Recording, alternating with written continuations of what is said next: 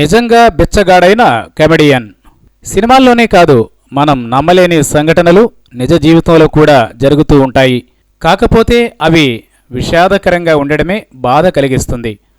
బళ్ళు ఓడలు కావడం మనం వింటూ ఉంటాం. కానీ సినిమా పరిశ్రమలో చాలామంది విషయంలో జరిగింది కూడా. పెద్ద పెద్ద తారలు సైతం తమ అవసాన దశలో దీనస్థితిలో చనిపోవడం ఇంకా జ్ఞాపకాలుగా కళ్ల ముందు మెదులుతూనే ఉంటాయి. ఇప్పుడు ఈ ఉదంతం చూస్తే మాత్రం గుడ్డిగా ఎటువంటి ఆధారం లేకుండా సినిమాల్లోకి రావాలని కలలు కంటూ హైదరాబాద్, చెన్నై నగరాలకు వస్తున్న యువతకు కనువిప్పు కలిగేలా ఉంది. దాదాపు ఓ 10 ఏళ్ల క్రితం ప్రేమిస్తే అనే సినిమా ఒకటి వచ్చింది. అందులో భరత్, సంధ్య హీరోయిన్లు. ట్రాజడీ క్లైమాక్స్తో ఉండే ఆ సినిమా తమిళ్తో పాటు తెలుగులో కూడా బీభత్సంగా ఆడింది. చాలా కేంద్రాల్లో 100 రోజులు కూడా ఆడింది.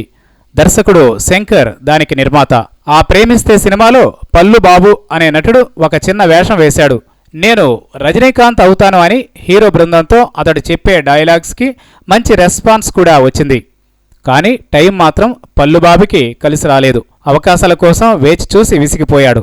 సినిమాల పిచ్చిలో చెన్నై వచ్చి ఇక్కడే మంచి పేరు తెచ్చుకోవాలని కలలు కన్న పల్లుబాబు అవి నెరవేరే మార్గం లేకపోవడంతో విసిగి చివరికి బిచ్చగాడుగా మారాడు. చులాయిమేడు దగ్గర ఒక గుడిలో పల్లుబాబు అడుక్కుంటూ కనిపించడం పలువురిని కలచివేసింది.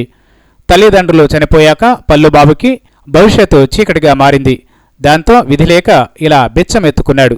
సినిమా పిచ్చి ఒక్కోసారి ఉన్నత స్థితికి చేర్చితే ఒక్కోసారి ఇలా అధపాతాళానికి తొక్కేస్తుంది.